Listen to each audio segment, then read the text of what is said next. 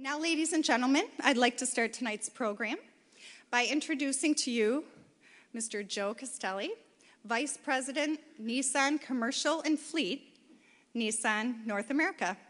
Welcome, Joe.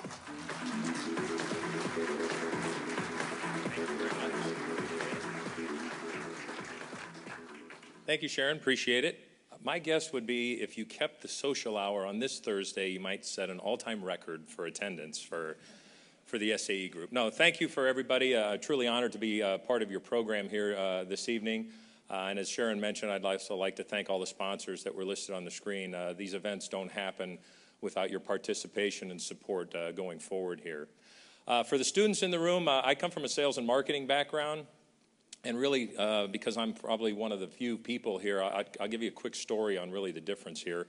There's a sales and marketing guy and a pope standing at the gates of St. Peter.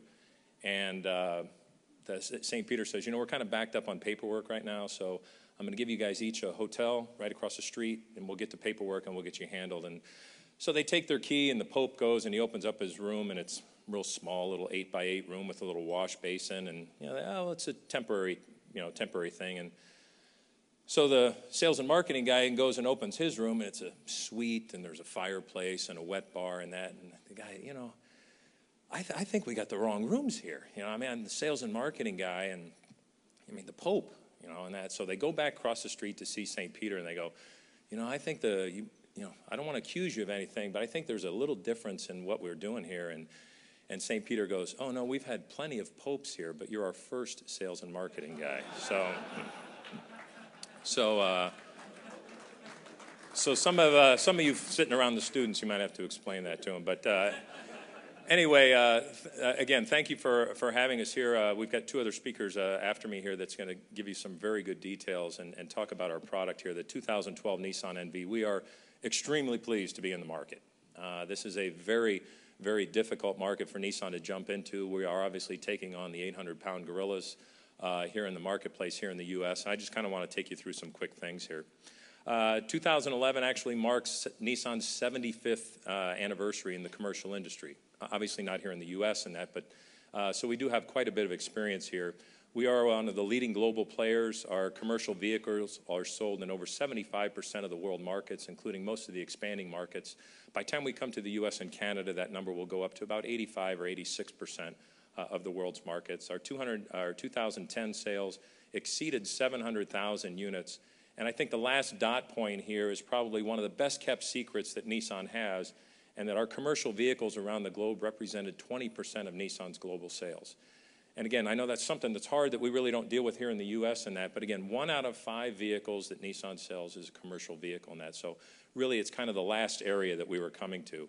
And this map kind of explains that here. Part of our American ego is, everything starts here with us, and then we kind of spread it around to the rest of the world. But in this case, Nissan, we're kind of last to the party here in the U.S. and Canada. And you can see these are long lists of vehicles that we sell around the world and do obviously very, very, very well for us here. And you can see, even in Japan, we have 14 different commercial vehicles that's there in various vocations and that we meet. So obviously, this is our first step in playing in this arena here in the United States and that, and we're really excited about the potential that we can bring. Here's some of the lineups and that. Some of the vehicles look similar. Obviously, the ones that we have are in the upper left. Some of the smaller vehicles and some of the smaller, roads and that are around the world. With that, some of the pickup trucks you can see there in the pickups, we've actually got a small chassis cab truck, which is just unheard of really here in the United States and that. But really, it goes with what the industry and again, like I said, the various vocations that they use around the world. This is a very confusing chart. I just want to do it. We've actually shared this with our dealers, and the reason we did was, again, when you think about the Nissan dealer here in the U.S., I think if we stopped anybody on the street, they might say Nissan Altima or a Nissan Versa or something like that. The first thing that doesn't come to mind is definitely not a commercial vehicle. So when we went around talking to our dealers, we showed them this slide and said, class 1 through 8, and I think everybody kind of understands that. Class 8's the big moving truck and the semi we see on the road making the lovely potholes here in Detroit, so it's great. I'm back for that. But we looked at some of the various segments in that, and you can see on the left-hand side that the pickups and the SUVs, really only 15% are used for commercial purposes.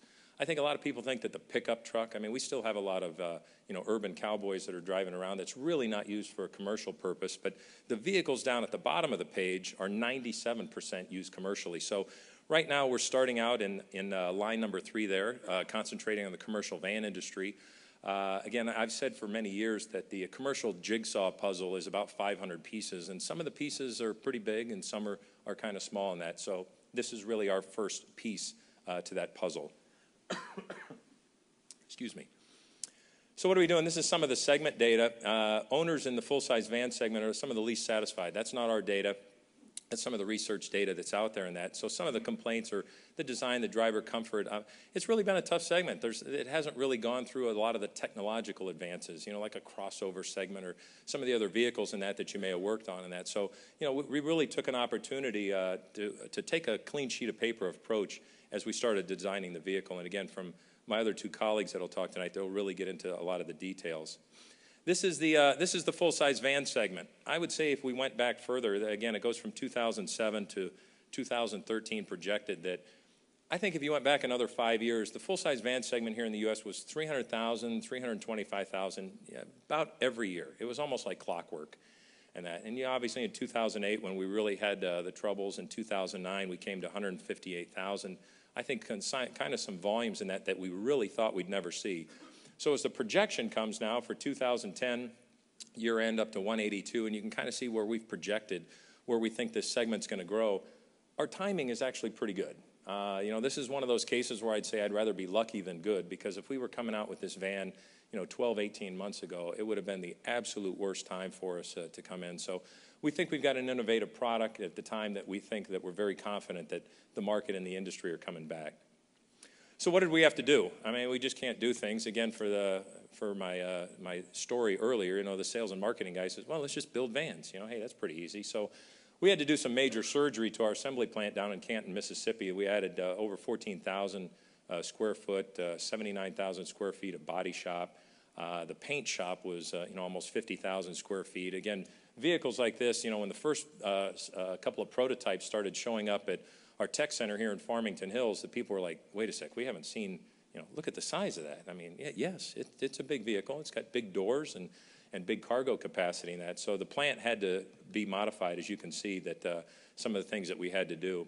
We started production on January 19th. We're in the process now of delivering to dealers right now on that. So we've got a very anxious group that's been hearing me talk about this vehicle for the past several years, and now we're finally coming to market. Innovation for business, I guess the only thing I'd say here is that we kind of tied in with the tag line that you see on TV for innovation for all, and we think we, again, have that solution. Some of the things that we looked at was the bold exterior design, and obviously I think that's one of the first things that jumps out to you.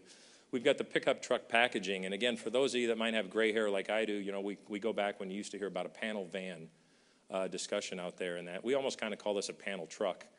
That it's got that big inside, that paneling on the inside for protecting that cargo and that, but on the pickup truck. We've got an all-new chassis. I think one of the first questions we get a lot of times is, oh, you just put this on top of a Titan frame. And for the folks here from Tower, obviously you can tell in spades that's definitely not the case that what we've done. Innovative interior space and user cargo-friendly area. I think one thing that stands out in this picture is that we've got a console. And this segment's really not used to having a console in that. So we've got some very innovative ideas. Some of the models that we have, obviously a standard roof and a high roof. We've got a 1500, 2500, 3500 series HD. Everything for us is over 8,500 pounds for it. We've got a V6 and a V8 engine. Those engines today are already in a Nissan dealership, so it's nothing that our dealers really have to go through a lot of excessive training on for the powertrains that we offer, but 2 very good, proven workhorse powertrains for us. Comfortable cabin. Again, here's the picture of that console. It's actually a lockable storage console in there. It's class exclusive. It can fit, I believe, 98% of the laptops that are produced in there. The writing tool, the lid actually slides forward here. Not that we would want anybody writing when they're driving, for those of you safety engineers here in the room. But our passenger seat folds flat, and then you have overhead storage, as we saw out from one of the partners out in the lobby there. And then also have some of the storage drawers outside. I mean, it's got cup holders and lunchbox holders and a whole lot of other creative things for it. And I'm really proud of the engineering that went into this product and and the innovation. We got 234 cubic feet on a standard roof, 323 on a high roof. I think this guy in this picture here is probably the most photographed guy since probably the Obama election years. I've seen his picture. I feel like he's part of the family. His hat's on backwards, so he's probably a little younger than I am, but obviously with capability of standing up to 6'3" in the back end, and that it's a big thing that we heard from a lot of the trade associations and the various vocations out there that they use this area as a workspace for us. Here's some of the pricing. I mean, a very busy slide here and that, but you know, we knew we had to be competitive. Again, I know we're coming out, we're taking on two very strong competitors that dominate the market, as well as a third competitor that has a high roof product for us. So we know we have to have that value equation. These buyers are looking for a lot of different things, whether it's a safety story or a value story or a power story or a cargo story. Because as you know, in most of the stuff that we engineer, you know, people kind of see this go down the road and, well, it's a big box. You know, 87% of our segment is white. You know, there's not a lot of creativity. You know, I mean, this is a rarity in really the commercial van area in that. But, you know, these people look at it for a lot of different things, and total cost of operation is one of the big ones. Obviously, gas going up to 350, 360, 380, to whatever its stopping point is going to be, that, you know, they're looking for that fuel economy story. And we think having a standard V6 engine is something that will attract some customers out there to us. But we know we've got a lot of work to do going into the marketplace in that. But again, you're not here to hear all the marketplace. You're kind of here to hear the story that what went on behind it, because it's actually a fascinating story. And again, it's not anything you've really heard Nissan come out and talk about before. So I will bring up one of my esteemed colleagues here to come up next.